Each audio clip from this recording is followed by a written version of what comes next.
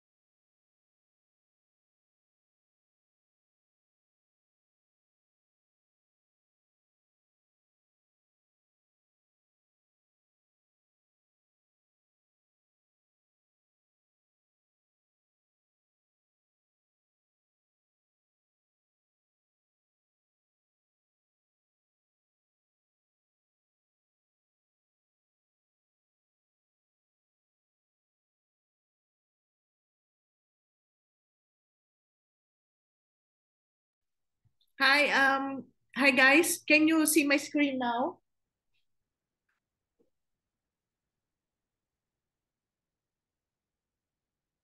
And can you hear me okay? Yes, ma'am.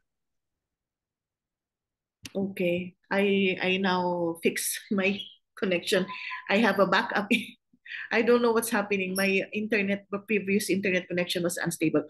Okay, as I was saying, there are only two things why or two reasons why you are here with me today. It's either you are preparing for your exams or you want to brush up on your knowledge as a clinician on how to deal with, on how to request about genetic testing. Okay? So again, I'm Dr. Desiree. I will be your mentor for today. And let's start. Okay, prenatal genetic diagnosis, it encompasses a range of medical procedures aimed at identifying genetic and chromosomal abnormalities in the fetus before birth. It plays a critical role in antenatal care, particularly in pregnancies at increased risk of inherited or structural anomalies. And understanding this indication, procedures, and benefits is essential for every clinician. And it is equally important on how your ability to communicate this information through genetic counseling to your patients. So our topic for today is prenatal genetic diagnosis. Okay. There is what we call pre-implantation genetic diagnosis. Pre-implantation genetic diagnosis is the genetic testing technique, and it is often used in vitro fertilization. So by the name itself, it says pre-implantation. That means before the pregnancy actually begins. So before implantation. So it involves removing a few cells from the embryo before implantation, typically, and the gold standard is during the blastocyst stage. Okay, there was one recall question wherein there's an option of polar body from the zygote, and I will explain that to you in the end of our session. Okay, these are cells tested for genetic or chromosomal disorders, and only healthy embryos are implanted to the uterus. Okay, so why is it used? It is used to avoid passing down known inherited conditions like thalassemia, cystic fibrosis, and BRCA mutation, and it uses to screen for chromosomal issues and for HLA matching in a sibling. So remember, guys, pre-implantation genetic diagnosis, or what you call the PGD, is not the same as your prenatal genetic diagnosis. Okay. Prenatal genetic diagnosis, on the other hand, it refers to the testing of the fetus before birth. A while ago, the pre-implantation is before implantation. This is before birth to detect genetic or chromosomal disorders. And it helps to identify inherited conditions, assess risk, and clinical decisions during pregnancy. So in summary, the difference between prenatal genetic diagnosis and pre-implantation genetic diagnosis is that your PGD is done during in vitro fertilization before the pregnancy, and your prenatal genetic testing is during pregnancy after implantation. Okay? So there are several types of genetic testing. So you can see here, it's a very crowded slide. So PGD stands for pre-implantation genetic diagnosis. And we have genetic testing that are non-invasive, which includes your NIPT or your cell-free fetal DNA. We have your screening for trisomies. We have your anti-scanning. And then we have your invasive tests like your CBS, amniocentesis, and chordosynthesis. And we have imaging modalities. Imaging modalities are not genetic testing. However, these imaging modalities helps detect which individual or which embryo should undergo genetic testing. So there are soft markers like your congenital anomaly scanning. This is a targeted ultrasound which can detect soft markers, which will make the clinician decide whether she will undergo or her patient will undergo genetic testing. So remember, imaging modalities like your congenital anomaly scanning, fetal echocardiography, and fetal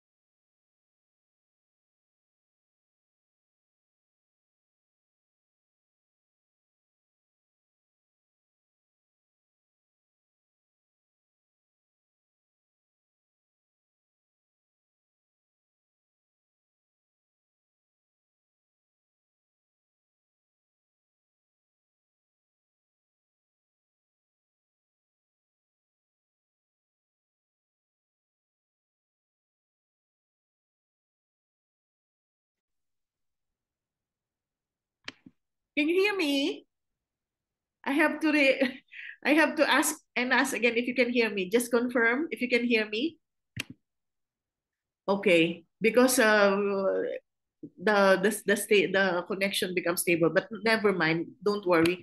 I know when I get cut. Okay, so once this screening test is abnormal, then you have to do the diagnostic test, which includes your chorionic villus sampling or your CVS, your amniocentesis or your chordosynthesis. Okay, these are invasive tests and they carry a very small risk of miscarriage. And then we have your other prenatal diagnostic test, but we will not go in details about this. This is what we call advanced genetic testing. These are your cytogenetic diagnostic tests, your karyotyping, your FISH or your fluorescent in situ hybridization, and your chromosome microarray. And then we have your molecular diagnostic test, which is what we call your WES or your whole exome sequencing. We will summarize this at the end, but we will not go into detail. Okay, so remember, when a patient comes to you, timing is everything. So it depends. The scenario will always tell you in the exam the age of gestation. And based on that age of gestation, it is for you to choose which type of genetic testing that the patient needs. Okay, so timing is very, very important. So for example, you get a patient at the beginning of the trimester, like for example, 12 weeks. So you can do CVS, NIPT, you can do NIPT first and your combined screening test. And if it turns out positive, then you can choose either CVS or amniocentesis or chordosynthesis, depending on the situation.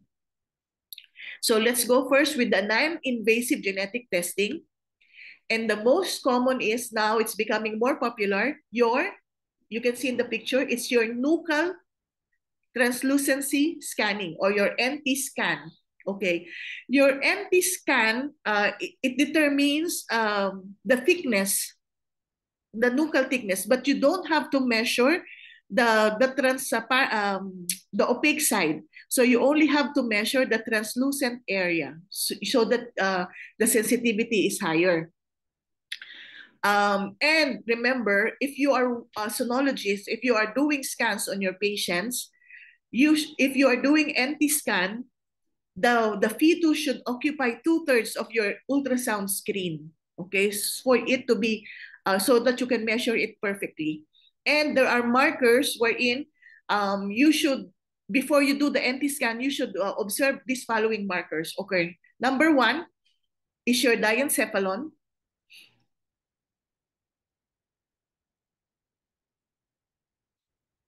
You see this area? Okay, this is your diencephalon. Second is your nasal bone.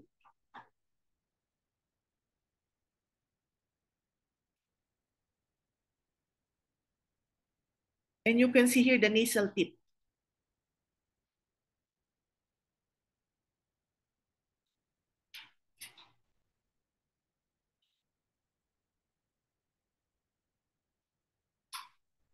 And so that you know if the patient is in a sagittal position, then you have to observe about you have to observe on the fetal spine.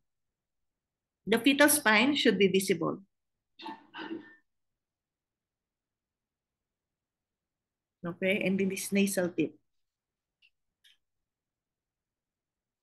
Sometimes if you don't see the nasal tip, okay, that means it could probably a Down syndrome. Okay. So the nuchal translucency thickness should be measured, not including the opaque side. So you should not measure from here to here because it will give you higher value. So you will measure from the inside, okay, the widest portion. So this is your NT, nuchal thickness, okay? So NT scan is a first trimester ultrasound done to screen for the risk of chromosomal abnormalities, especially your trisomy 21, 18, and 13. So it is not specific for your trisomy 21 only. So it measures the clear translucent space. So remember, you should measure the clear translucent space in the tissue at the back of the baby's neck. And increased fluid in this area is a marker of You can see here 3. Chromosomal abnormalities, structural abnormalities, especially cardiac and genetic syndrome. So that means if your NT scan is thick, okay, it doesn't mean only chromosomal abnormality. It can also mean a lot of cardiac abnormalities. However, some chromosomal abnormalities like your Down syndrome is also associated with your cardiac anomalies. Okay, so when it is done, so this is important, it is done from 11 to 14 weeks, or more specifically, 10 weeks, 6 days, and 13 weeks, 6 days, when the crown rump length is between 45 to 84 millimeters. Okay, so that means if the crown rump length you measure is small, so that means it is not that reliable. Okay, so the crown rump length should measure between 45 to 84. So the procedure is, it's just like your standard transabdominal ultrasound. Sometimes they use trans-V, but most often times they use the transabdominal. Okay, and the sonographer should be skilled in measuring the thickness of the nuchal translucency. And we combine this procedure with your blood test, your PAP-A and beta-HCG, to make your combined first trimester screening. So your combined first trimester screening includes your PAP-A, beta-HCG, plus your nuchal translucency. Okay, so you do this from 11 to 14 weeks. So what happens to the result? So the result, if the NT is larger, okay, it may indicate genetic condition or congenital defects, okay, but it does not confirm diagnosis. So you need to do confirmatory tests, okay, like your CVS or your amniocentesis if needed. The advantage of it is that it's just like your ordinary ultrasound, but the sonographer should be skilled, because some sonographer just says it's normal, but they don't actually have the markers. They just measure haphazardly. Remember, as I've mentioned to you, when you measure, it should be the fetus should be in sagittal. You should see the nasal bone. You should see the diencephalon and the fetal spine. Okay. What else? So it's a screening only, it's not diagnostic, okay? And it is affected by the technical skill of the sonographer, the baby's position, and the gestational age. So if the patient comes to you at 10 weeks or 11 weeks or 12 weeks and you cannot see, do not say that it is normal, okay? Don't be afraid to accept your limitations. Okay, so if you cannot see, tell her to come back. Tell her to come back because the baby's position is not good and the gestational age or the size of the baby is not enough to do the NT scanning. You tell her to come back after 2 weeks. And if still you cannot see it, and then you have to refer it to the perinatologist. Okay, do not give an assurance to the patient that NT scan is normal, and because you will have a big problem later on if the baby turns out to have congenital anomaly. So if you're not comfortable doing the NT scan, just tell the patient, I cannot do it, and I'll refer to another doctor, okay? In summary, NT scan is done between 10 plus 6 days to 13 plus 6 days when the baby is, again, between 45 millimeters to 85 millimeters, okay? From the head to the torso. You not measure the legs, okay? And why it should be done before 14 weeks? Because the fluid behind the baby's neck tends to get reabsorbed by the body after 14 weeks of gestation. So also this point, you don't have to be shy to tell the patient that the timing for the NT scan has already passed, okay? Because some patients will come to you at 4 months, and you know, a lot of patients are now searching Google, so they know. Sometimes they will come to you asking for wait, Dr. Mahreen, okay, I will tell you. Yes, Dr. Suba, correct. So they will come to you asking for your Samakatrokoba or your NT scanning. So you tell them that it's already finished. Okay, you cannot see it anymore because it's already past the weeks of gestation wherein you can see the nuchal translucency. So the normal is, there are normal in between.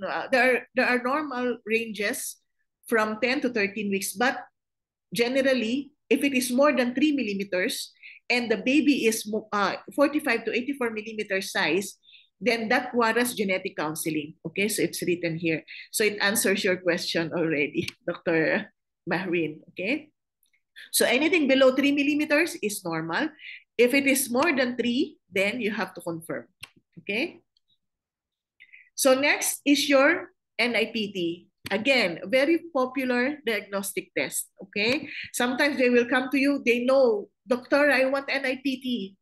So you will ask them, how did you know about NIPT? They will say that they read it through Google, or a friend says like this. So it is your responsibility as a clinician to know if your hospital offers NIPT, or if not, which hospital or which laboratory sites offer NIPT. You should know how much, and you should know when the result will come out. Because patients always ask these questions to you, and you should be telling them that not all patients should undergo NIPT. Okay, some of them, they wanted to do NIPT just because of gender. Okay, but you know, if they have the money, then why not? But it is not an indication. It is only one of the indication, and it is, you see, it's optional. Okay, so NIPT is your non-invasive prenatal testing. It is a screening test that analyzes small fragments of fetal DNA, which we call cell-free DNA, circulating in the maternal blood to assess the risk of certain chromosomal condition. Okay, so NIPT screens for the trisomies, the sex chromosome abnormalities like your Turner and your Klinefelter syndrome, and fetal sex. Okay, as early as 10 weeks, they can determine the fetal sex, but the result will come out like 7 to 14 days. So, you know, by scanning, you can see most of the time, or sometimes you can see the gender at 12 to 13 weeks. Okay, so when you do the NIPT scan at 10 weeks, and the result will come out after 12 weeks, I usually explain this to the patient. If you want NIPT only for gender, and you do it today, you will get the result at 12 weeks. And at 12 weeks, we might be able to see the gender of the baby. Okay, so sometimes it changes their mind, because this is very expensive. For me, in this country, I am in Saudi Arabia, the NIPT costs 1,000 to 1,200. And the result will come out after 2 weeks.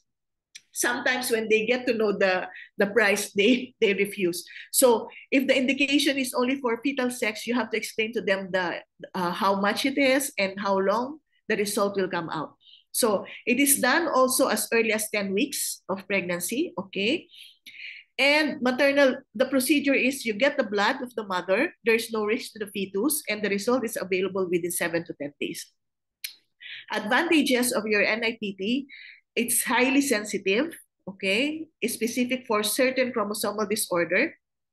It is non-invasive. It is safe for both mother and the baby. And again, it is a screening test. It's not a diagnostic test. So positive results of your NIPT requires confirmation either by your amniocentesis or your CVS. It may not detect genetic or structural abnormalities. It is limited to trisomies. And it has lower accuracy in twin pregnancies. Why? Why does it have lower accuracies in twin pregnancy? Remember, your cell-free fetal DNA circulates in the maternal blood. Okay? So if you have twin pregnancies, so you don't know which twin pregnancy is contributing to the cell-free fetal DNA. So what I mean is, you have two twins, okay? You don't know if the fetal fraction,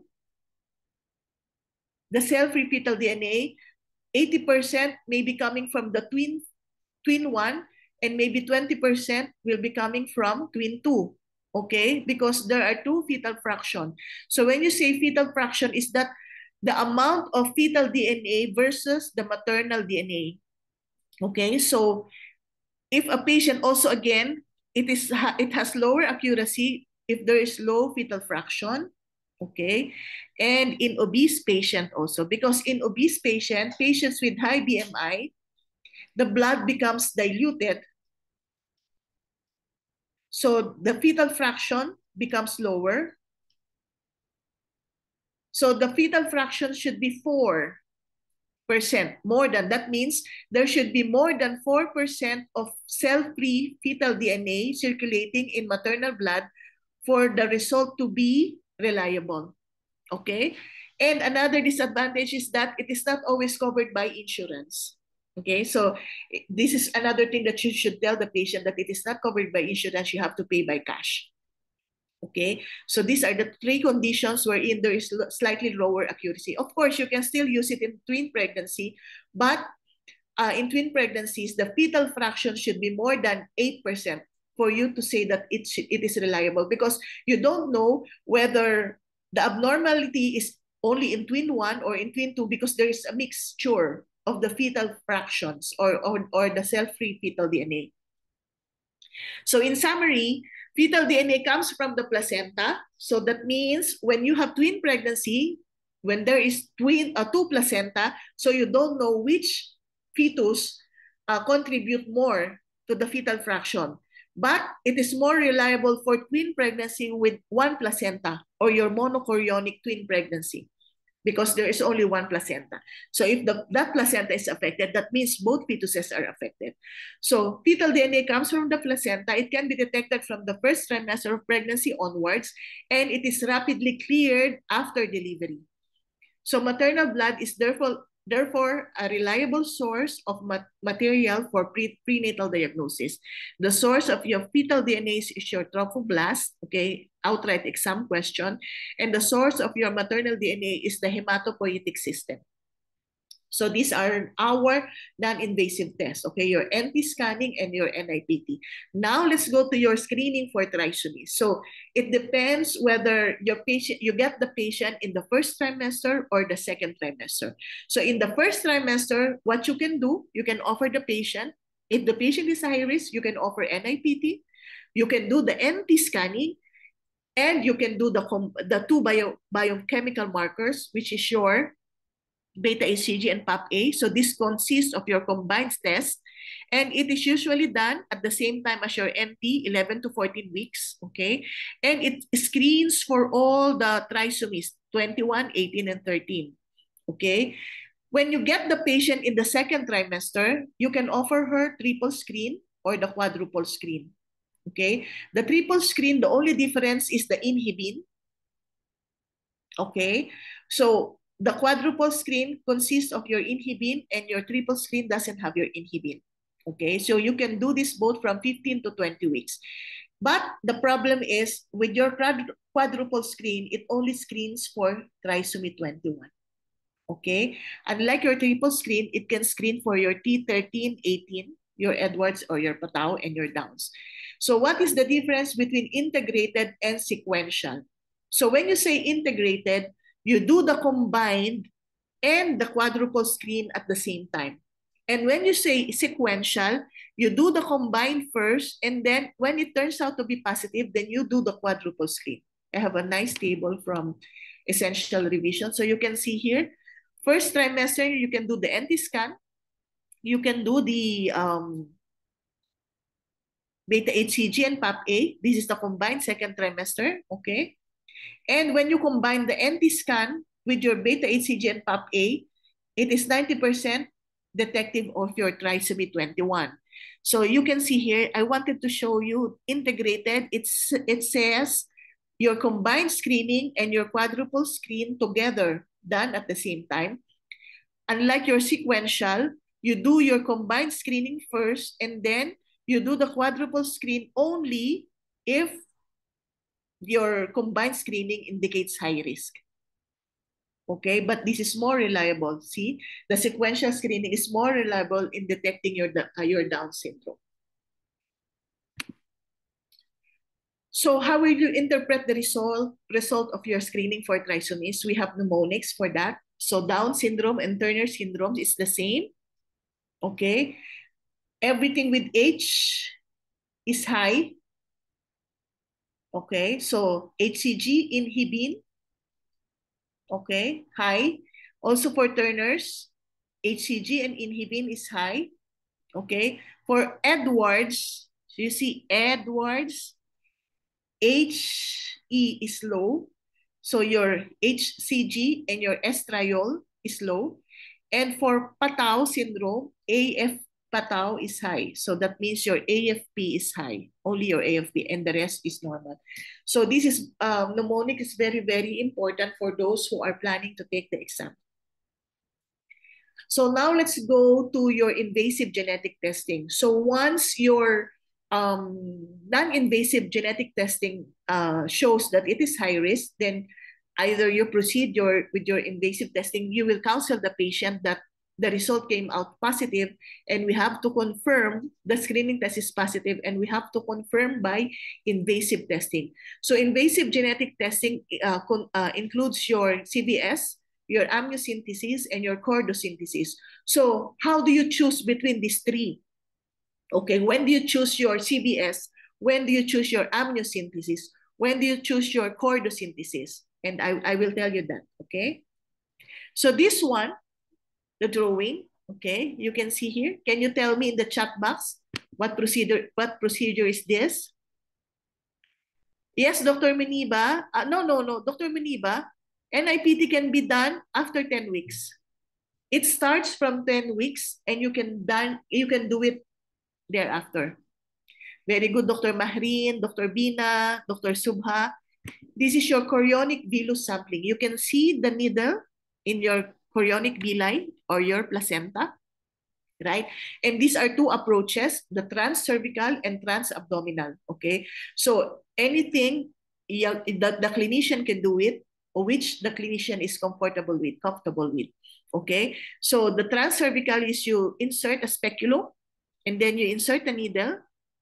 It is both ultrasound guided, okay? And the transabdominal, usually they do this, the transabdominal, if the placenta is anteriorly located, because it is more accessible. And usually the transcervical approach, they do it if the placenta is posteriorly located, because if you can imagine how you can insert the needle if the placenta is posterior, then you will pierce the baby or the sac, okay? So this is your chorionic villus sampling. CVS or chorionic villus sampling is a prenatal diagnostic test used to detect genetic abnormalities in the developing fetus. It involves taking sample of placental tissue, okay, which shares the genetic makeup of the baby. So it is done for chromosomal disorders, sex-linked disorders, and other genetic diseases like your cystic fibrosis, thalassemia, and Tay-Sachs. So just like your NT scanning, it is done from 10 weeks and 6 days to 13 weeks and 6 days. It provides earlier result than amniocentesis, allowing for early decision making. Okay, so there are two approaches, as I've mentioned, transcervical and your transabdominal. Both are ultrasound guided. And according to the recent RCOG guideline, the miscarriage risk is 0.5% for singleton pregnancy and 1% for twin pregnancy.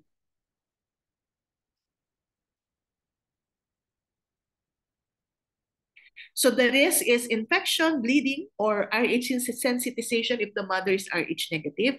And it is not done before 10 weeks because of possible limb defects. Okay. Early diagnosis usually results 7 to 10 days again, allow for early intervention. So in summary, this is taken from your RCOG guideline, recent RCOG guideline on CVS and amniocentesis. Women should be informed that the additional risk of miscarriage following amniocentesis or CVS performed by an appropriately trained operator is likely to be below 0.5 and 1% for twins. CVS should not be performed, okay, remember this, before 10 weeks because of the possible association with oromandibular and limb defects. Okay, CVS is carried out to obtain placental villi for analysis, usually performed 11 to 13. Okay, if required, you can perform CVS after 14 weeks if required. Okay, so this one, what is this? Can you write in the chat box what procedure is this?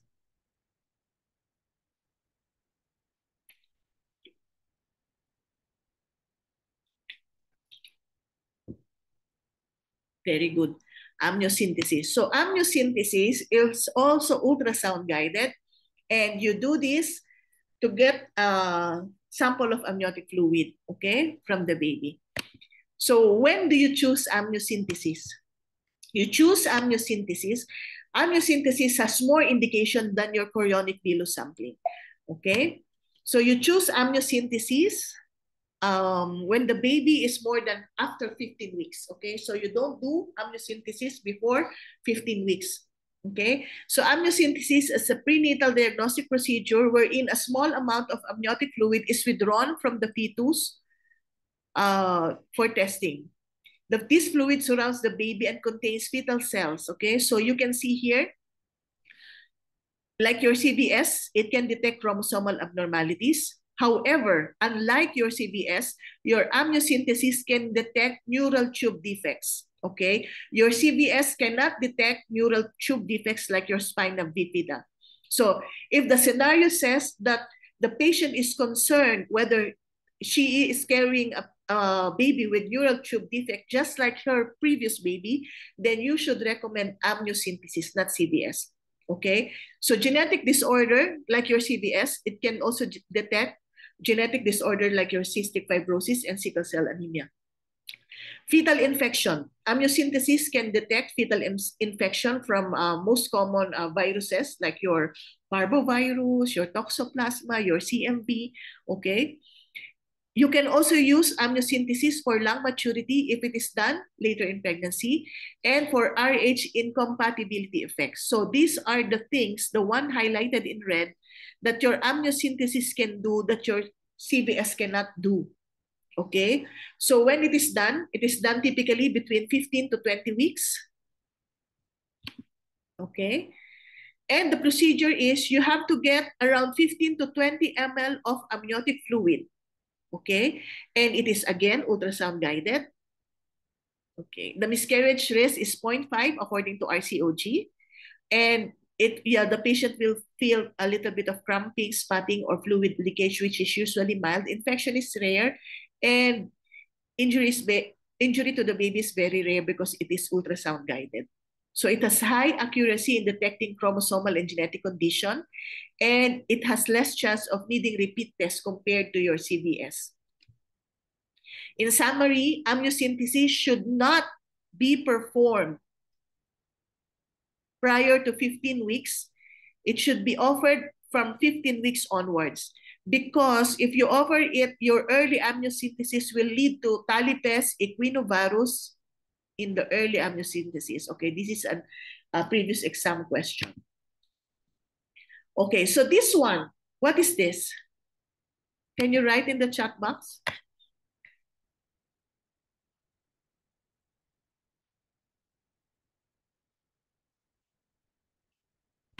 Yes, Dr. Muniba, Dr. Subha, very good. This is chordosynthesis. You can see the needle piercing through the cord. So this is chordosynthesis. So when do you do chordosynthesis? When do you choose chordosynthesis and amniocentesis?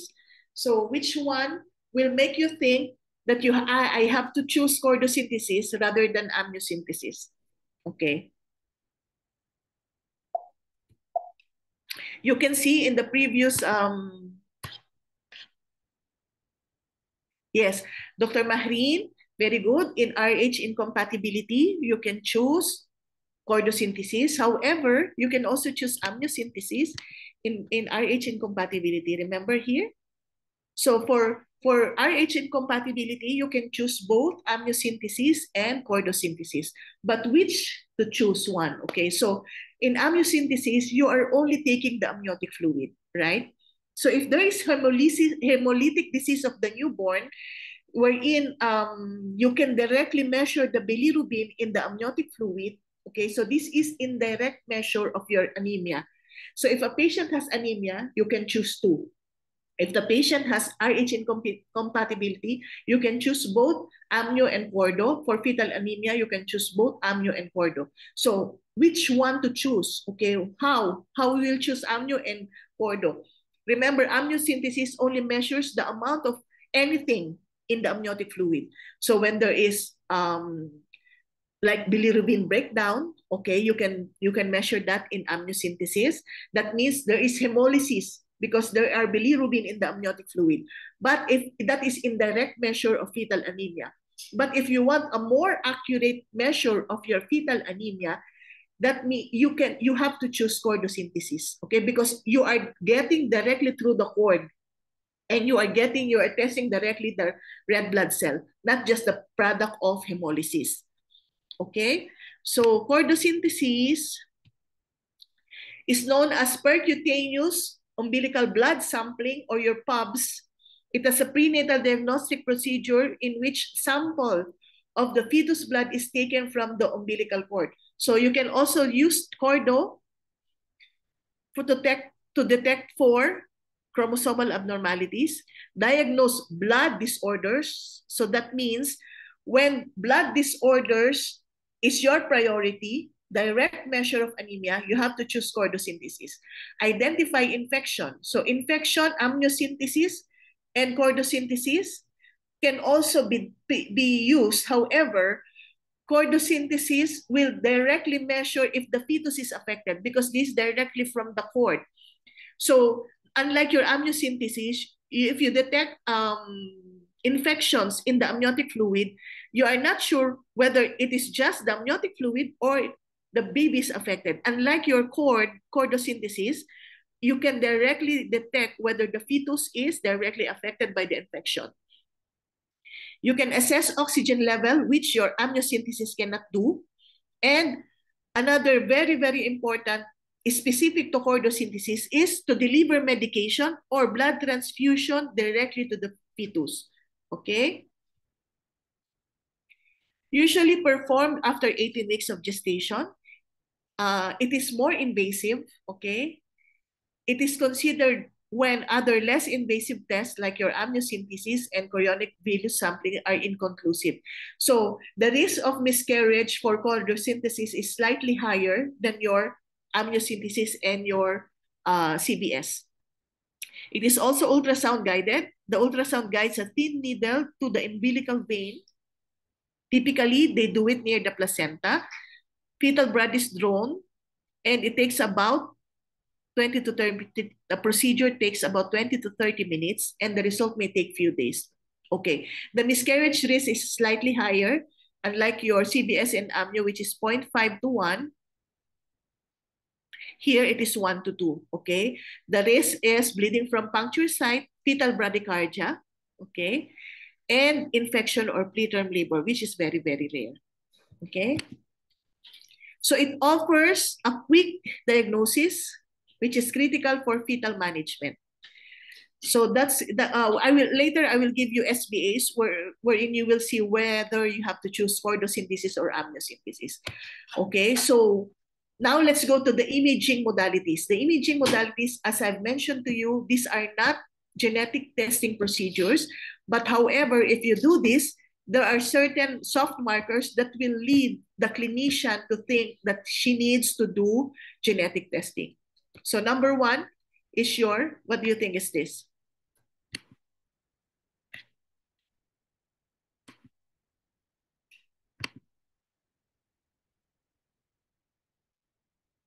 Yes, very good, Dr. Mahreen. It's a fetal echo. Okay, it's a Doppler. So this is fetal echocardiography. So by the name echocardiography, you know where you should use this, right? So when a patient has history of congenital heart defects, okay? And again, if your NT scanning is thick, okay, more than 3 millimeters, it doesn't mean always chromosomal abnormality, right? So you have to see whether the patient has cardiac abnormality or the fetus has cardiac abnormality. So this is a detailed ultrasound to assess the structure and function of the heart. And also, if you're doing routine scan, you check the fetal heartbeat. You check for the regularity of the fetal heart. If the fetal heart is irregular, then you have to refer for fetal echocardiography. Okay? So the indication is family history of congenital heart disease, abnormal cardiac findings on routine scan. So you know, if you know how to measure if you know how to check for cardiomegaly, you know the ratio between the heart size and the thorax. If it is a little bit big, then you should refer for fetal echocardiography. Maternal conditions like diabetes and lupus, in vitro fertilization pregnancy, and chromosomal abnormalities you can see here, or increased nuchal translucency. I'm always emphasizing to you that increased NT scan, don't think only of chromosomal abnormality. You should also think of cardiac anomalies. Okay, so your fetal echo shows four-chamber view of your heart, the vessels and the heart rhythm, the blood flow via Doppler imaging, and it detects congenital defect like your tetralogy of Fallot and your transposition of great arteries. Okay, so this one, what is this? What imaging modality is this?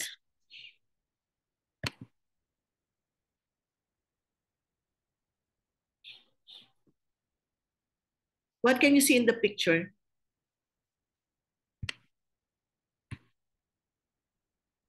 Very good, Dr. Subha. What sign that you see in this picture? So this is anencephalic fetus. And this is what you call the. Very good, Dr. Bina. It's a frog eye sign.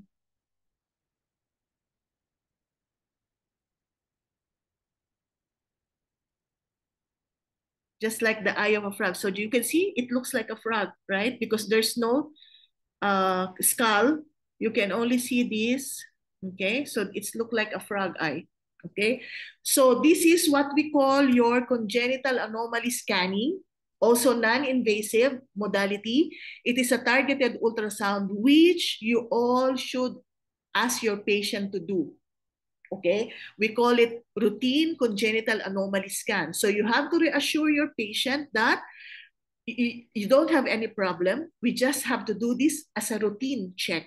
Okay, and it's usually done at 18 to 22 weeks of gestation. Okay, so it assesses the brain and the spine, the heart, the lungs, abdomen, kidneys, everything. Okay, so indication, you can see routine scan for all pregnancy.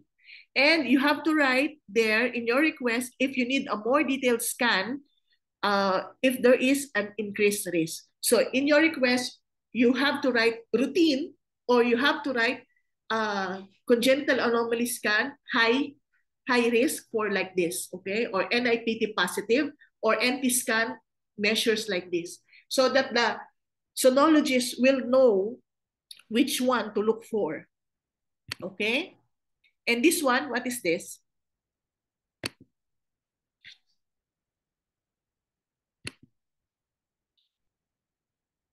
You can see by the color, it's not just your usual scan.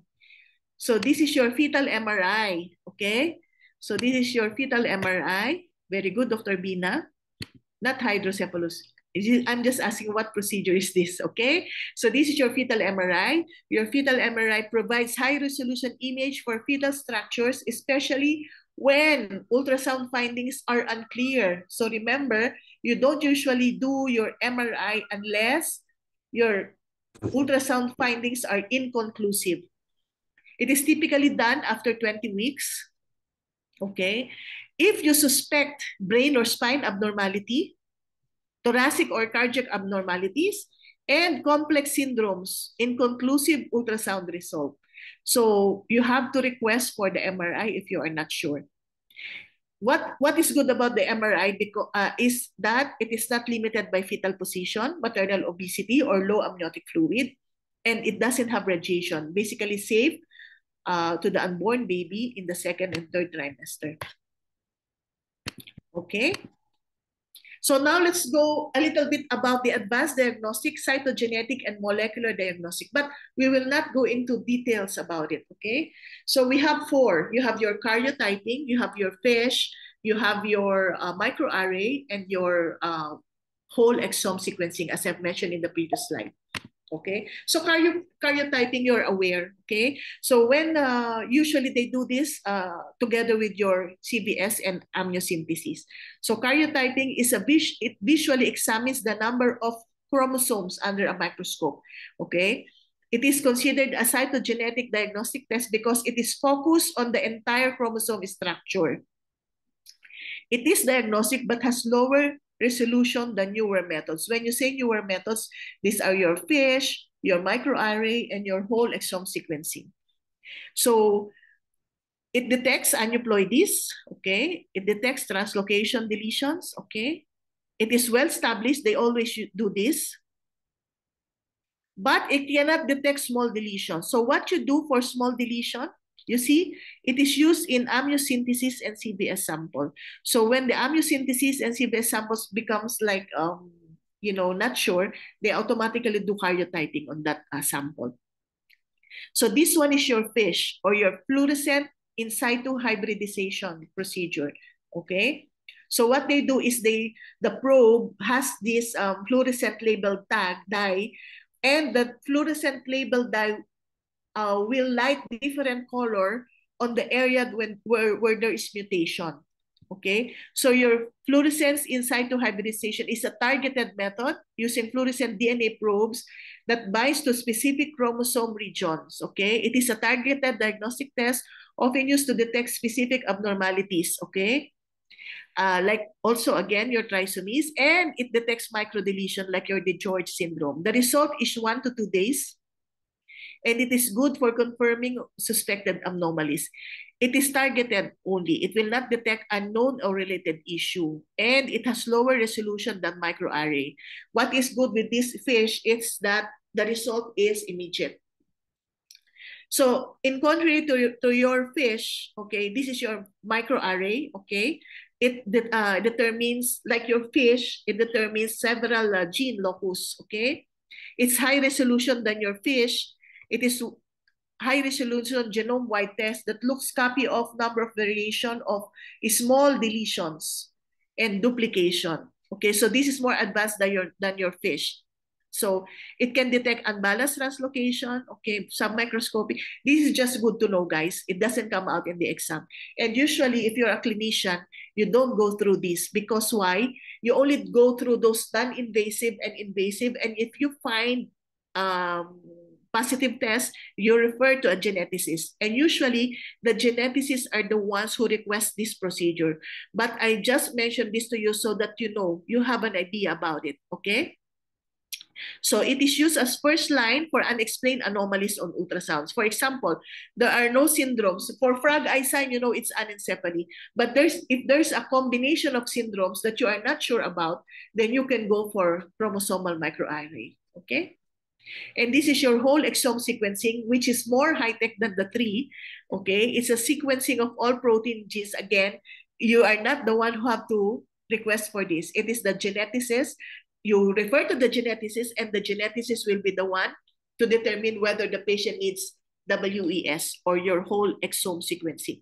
So in summary, so you can see here, the karyotyping, FISH, microarray, and WES compared, okay? So it takes shorter day for FISH, longer day for your karyotyping and your WES. Your karyotyping, determine chromosomal syndromes, your FISH, targeted rapid result, unexplained anomaly for your microarray, and for rare syndromes, you choose your whole exome sequencing. Okay, so before I go through, I have several SBAs for us to discuss, I think 10 of them. But before I go into that, I would like to invite you to join us in our progressive course. Okay, your exam for MRCOG Part 1 will be on July 1.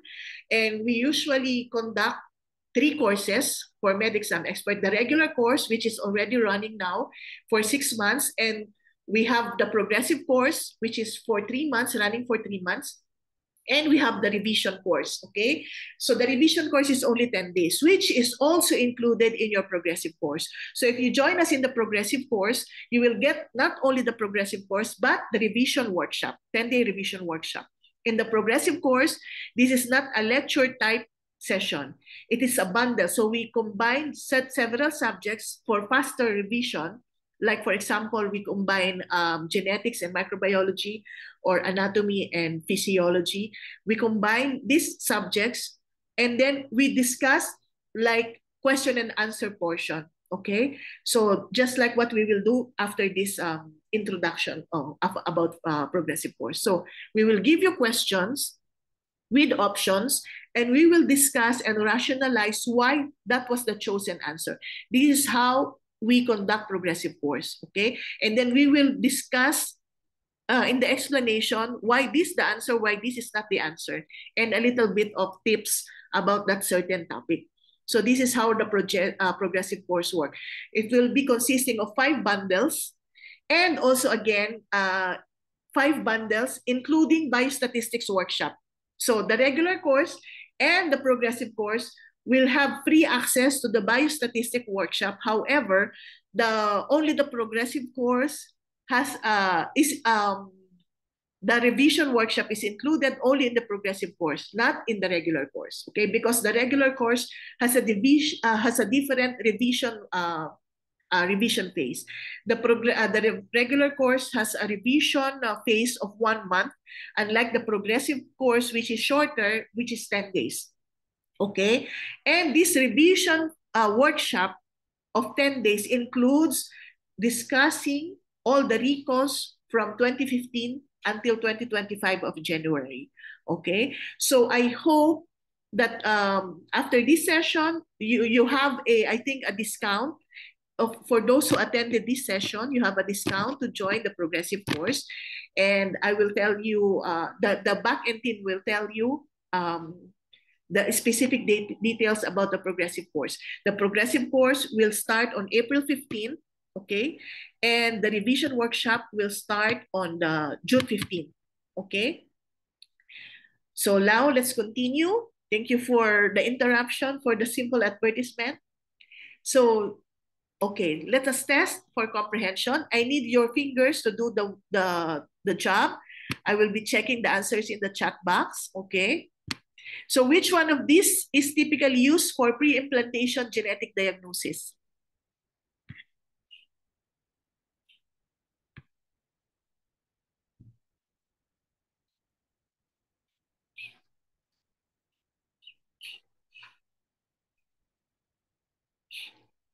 Very good. Okay, so it's not trophoblast. Okay, it's blastocyst. I mentioned that to you in the previous slide. Trophoblast is for your NIPT, guys. Please, when you're taking the exam, please read the questions carefully. This is pre-implantation genetic diagnosis. And the one that you use is your blastocyst cells. I mentioned to you that there's a recall question that student choose polar body from the zygote.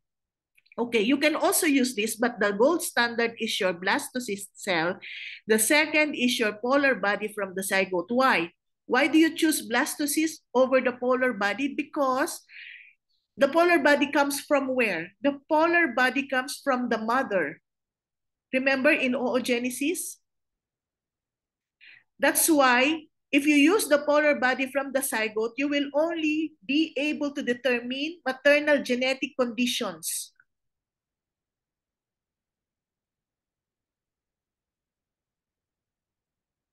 Okay, unlike your blastocyst cells, blastocyst is already a zygote, beginning zygote, right? It's already a combination between the paternal and the maternal side. So the blastocyst cells can both determine maternal and paternal lineage. That's why this is the answer E. Trophoblast is for NIPT. Guys, read carefully.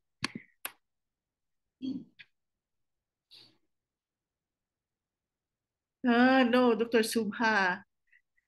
So again, Dr. Bahrin, Dr. Subha, Dr. Bina. Okay, I hope clear now. Okay.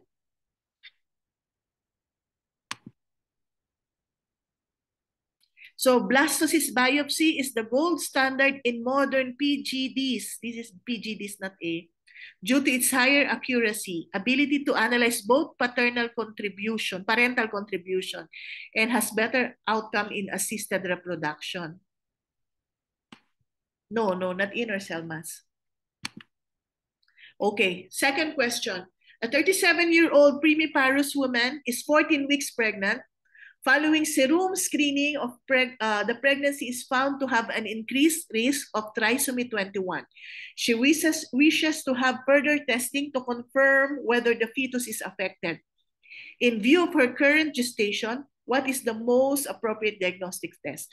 So she did a serum screening and she is high risk for trisomy 21.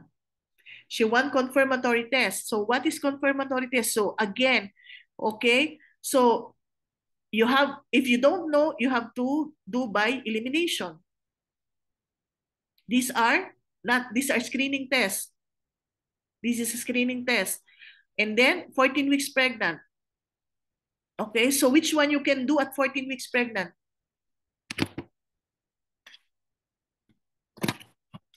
Chorionic villus sampling. Yes, very good. Dr. Let me see. Dr. Tanvir, Dr. Muniba, very good. Dr. Suhaila, Dr. Sasi, no. Cell-free fetal DNA is a screening test. It's your NIPT. It's not a confirmatory test, remember? The question says that she is already high risk for trisomy and she wanted confirmatory test. Okay?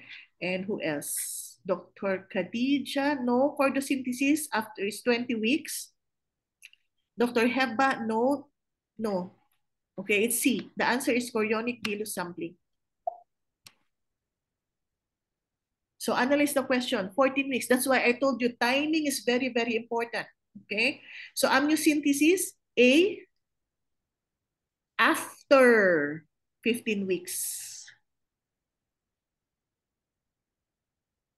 Chordosynthesis, 20 weeks. Okay? So chorionic villus sampling is the one that you do at 14 weeks. Okay? Next question. A 28-year-old woman is referred at 24 weeks gestation due to fetal anemia. Okay? Middle cerebral artery Doppler shows peak systolic velocity of 1.8. She is rhesus D negative with high anti-D antibody titer. Which is the most appropriate next step?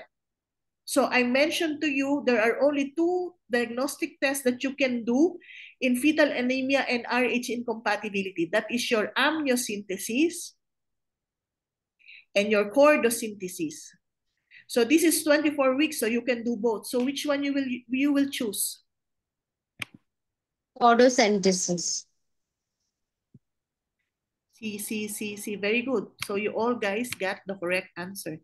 Okay, very good, guys. So chordosynthesis, because this is direct measurement of the anemia.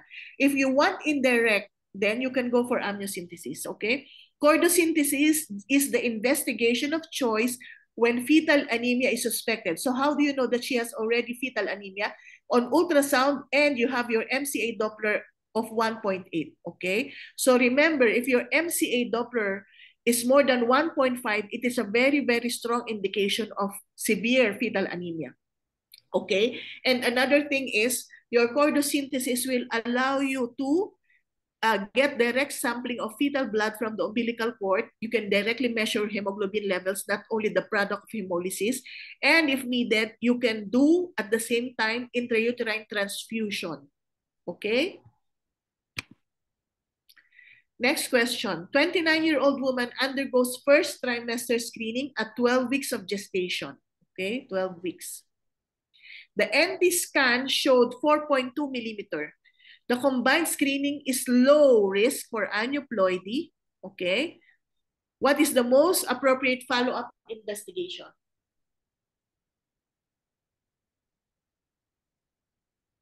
Remember, I told you your NT scan doesn't only indicate chromosomal abnormalities.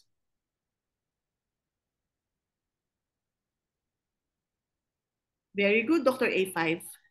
Very good, Dr. Muniba. Dr. Tanvir?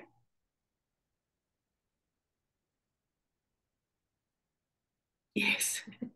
Dr. Doa, very good. Yes, fetal echo. I mentioned to you, when the NT scan is high, don't only think of chromosomal abnormality, think also of cardiac anomaly. And for you to confirm that this patient has cardiac anomaly, guys, it was mentioned here, the question is leading you to the answer. The combined screening is low risk for aneuploidy. That means you don't have to choose anything that will determine chromosomal abnormality. So the answer here is to the echo. Fetal echocardiography, okay? So increased NT is associated with congenital heart defects, even in the absence of aneuploidy. A fetal echo is recommended in the second trimester to assess for structural heart anomalies, okay? Next question. A 35-year-old woman is referred for prenatal genetic counseling at 12 weeks, okay? She previously had a child with trisomy 21. So naturally, she is afraid, okay? She's afraid maybe the next child is also a patient with a baby with Down syndrome. So she wants to know the best option for definitive prenatal diagnosis in this pregnancy. Answer, chat box.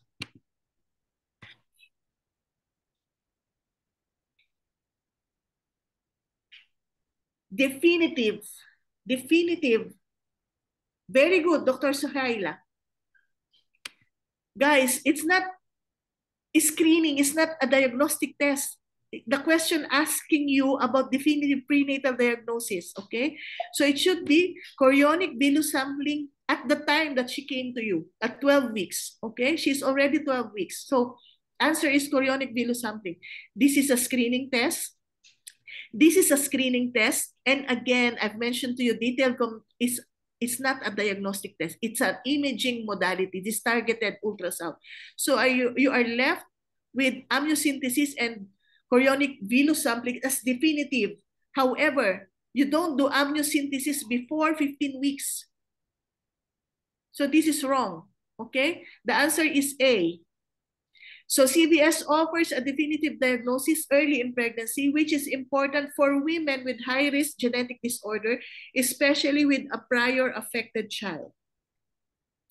Next question. A couple presents for genetic counseling. A woman is known a carrier of cystic fibrosis. Her partner's carrier status is unknown. They are planning a pregnancy. What is the most appropriate step? Analyze the question carefully.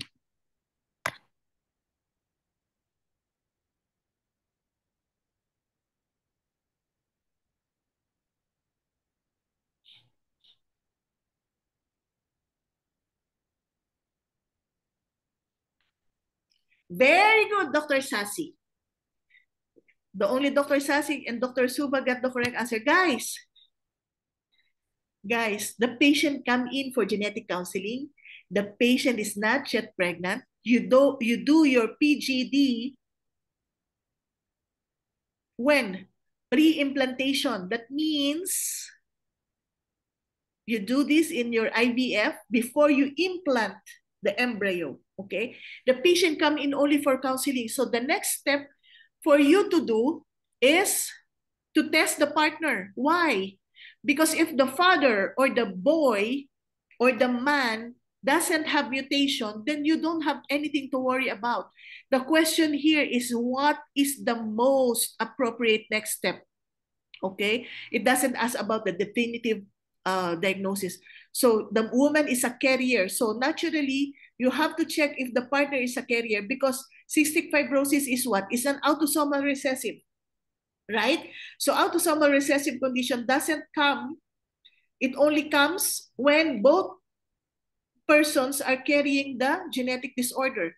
So test for the partner if there is mutation for cystic fibrosis, and then if there is none, then you can counsel her that you don't have to worry anything, because you will never have a baby with cystic fibrosis.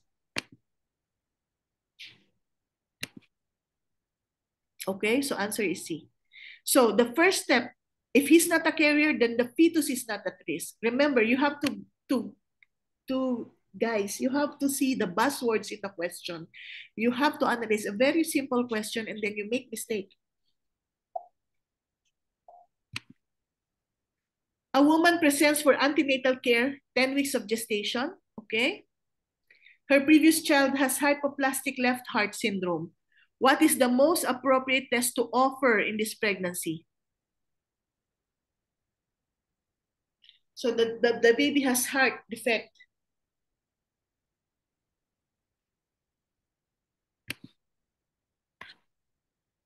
Very good. So now you understand anything that concerns the heart, you have to choose fetal echo. Okay? So a family history of congenital heart disease, especially in first degree relative, which is the sibling, is an indication for fetal echocardiography. And take note, even if the anomaly scan is normal. So you do the anomaly scan. If it is normal, you have to do still the fetal echo because this is a first degree relative of that child. Okay? Next, a 33-year-old woman with SLE or systemic lupus erythematosus and positive for anti-Ro SSA antibody at 14 weeks pregnant. What fetal assessment is most appropriate in the second trimester? I mentioned this to you, SLE, diabetes.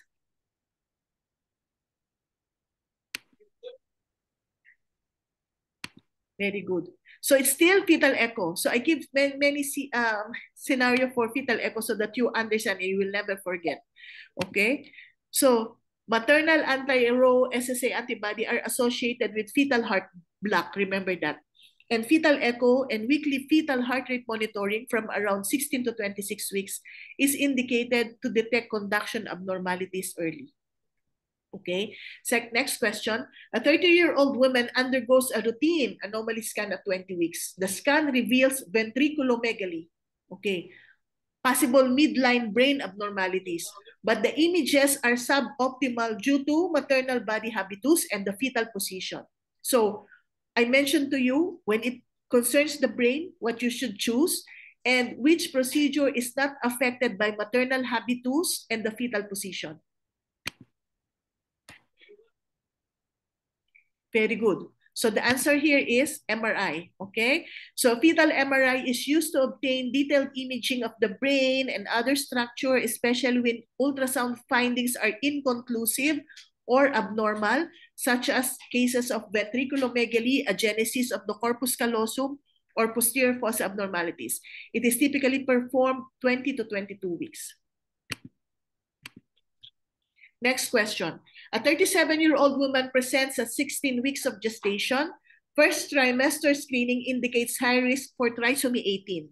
She is seeking definitive diagnosis but prefers to avoid chorionic villus sampling due to slightly higher risk of miscarriage. So what will you advise her to do? She doesn't want CBS. She's already 16 weeks.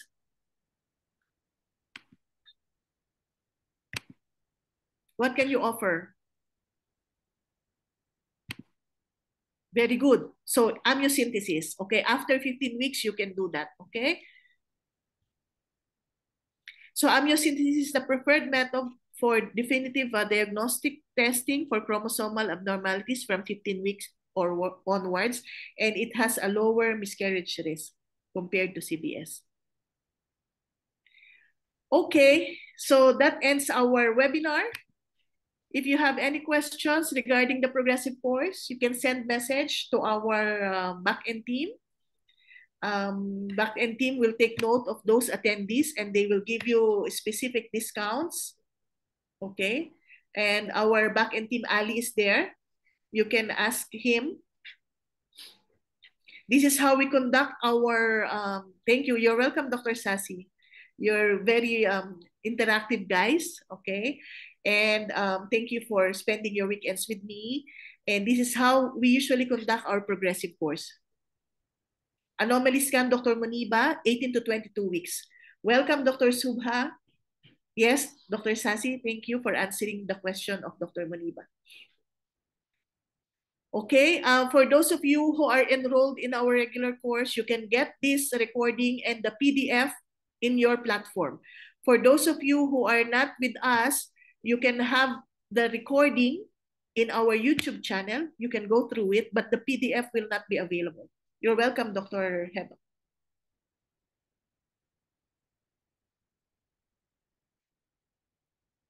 I am not sure about the specific measurement in hydrocephalus, Dr. Shah. Thank you, Dr. Subha. You're welcome, Dr. Manira. Thank you, Dr. Shaheen. Okay, guys. For those who will enroll in the progressive course, this recording will be available for you and the PDF. Okay? Thank you, guys. Have a happy weekend. And I hope you will join us in the progressive course. Thank you, Ali. Bye-bye.